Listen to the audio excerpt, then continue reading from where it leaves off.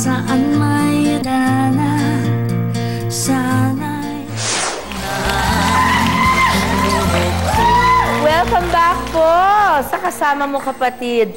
Mula po sa King of Comedy na si Tito Dolphy, ang dalawang sumusunod sa kanyang yapak, ang magkapatid na Epi at Vandol Quezon. Ay, Vandol! Kiss Ninang. May utang pa akong wedding gift pala sa'yo. Hintayin mo mamaya. Okay. Ay, Epi, ito kamukha ni Tito Dolphy eh. Ayan naman eh, talaga. Si Vandolph po ay inaanak ko sa kasal. Ayan, Ninang. Napakaganda ng asawa. Ilan na ba anak mo? Parang sinabi niyo pangit ako. Hindi naman. Of course not. Hindi pwede. Pareho lang tayo malusog. Kayo ba'y magkasama lumaki kahit na iba yung mommies ninyo? Hindi sa... Halos. Hindi sa same house, pero halos parati kami magkasama. Kasi parati siyang Sa bahay. So, lagi kayo nakikita. Yes. Siya yung makulit na batang tumatakbo-takbo sa bahay namin nang hahabol ng itak. Nahabol ng itak yung lola ko. Epi, may time na si Vandolph na aksidente, di ba? We all worried for you. Yeah, Kasi sa totoo lang po, talagang alam namin sa showbiz, sana tama yung alam ko, mukha naman, ano, na si Vandolph nung lumaki, napakabait po niyang tao nung lumaki. Tama ba ako doon? Parang hindi. Okay. Pero, nung na-aksidente po si Vandolph, napasok sa gulo, bilang kuya, Epi, anong naging role mo o papel mo sa buhay niya nung mga panahong yun? Actually, nung tumawag kasi muna yung driver niya sa cellphone ni Boy 2. Okay. Na-aksidente kami. Tapos naputol yung tawag. So kami, for 30 minutes, tawag kami ng tawag. Walang sumasagot sa cellphone.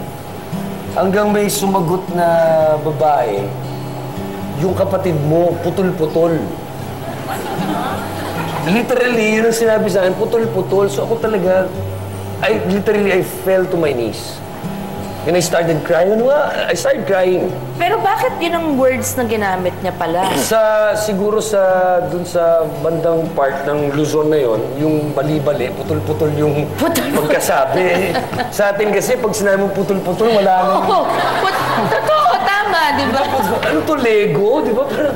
Tapos, kailangan yung sunduin ng helicopter, ganyan. Tapos, pinatay niya yung telepono. So, sa akin, Siyempre, bagsak I had to ka. organize the rescue operation and, of course, break the news to the family.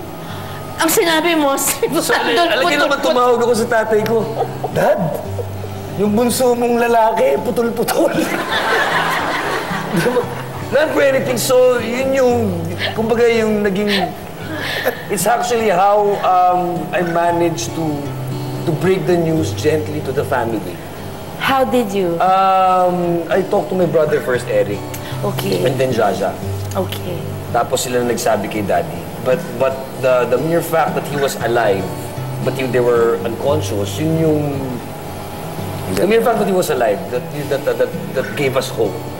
So, yun na yun. We organized the rescue operation. Tinawagan namin lahat. PNP, military, lahat sa may helicopter. Sino may helicopter? Paano niyo finally nakuha si Vandolph and how long did the recovery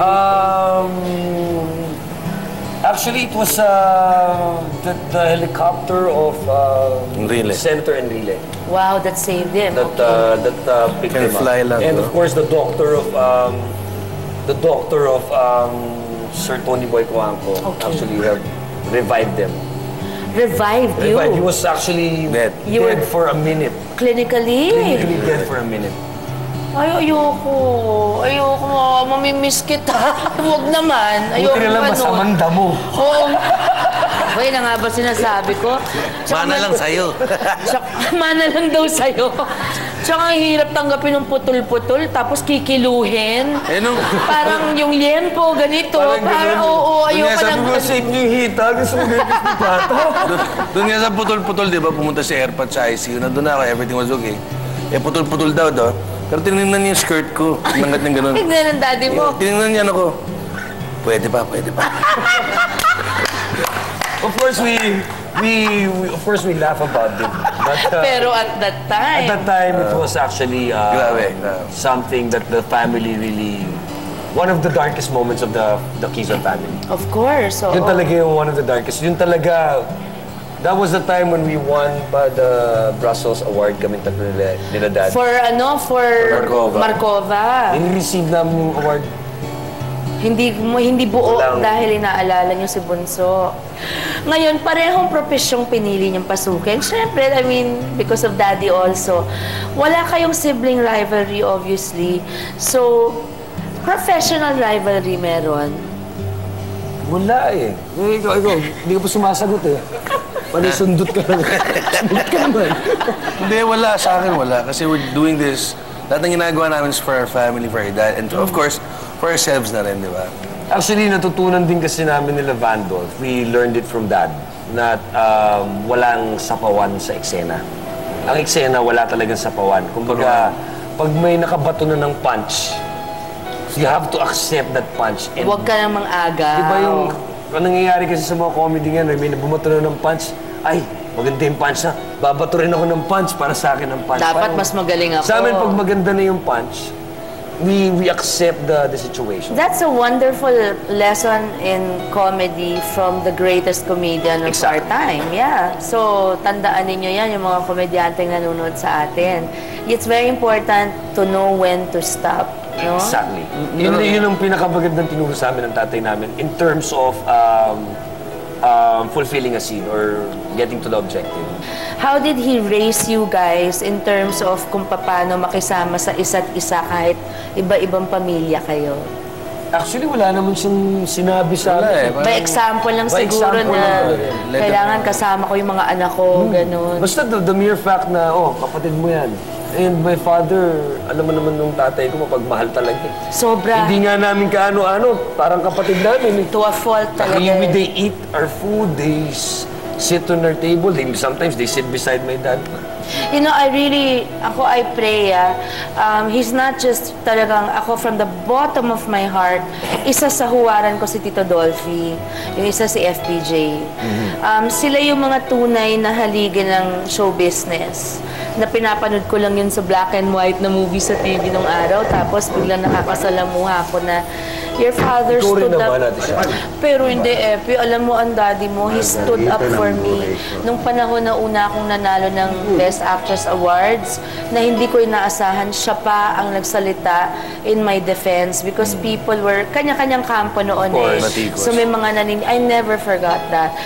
Tapos, one of the most chivalrous men I've ever met, one of the most decent people, one of the most, pag kinausap mo, walang kasing respectable si Tito Dolphy. Kaya lahat mahal siya. Ang sabi nila, minamana ang mga traits ng isang anak. Mga ugali, mga kilos, o ano man.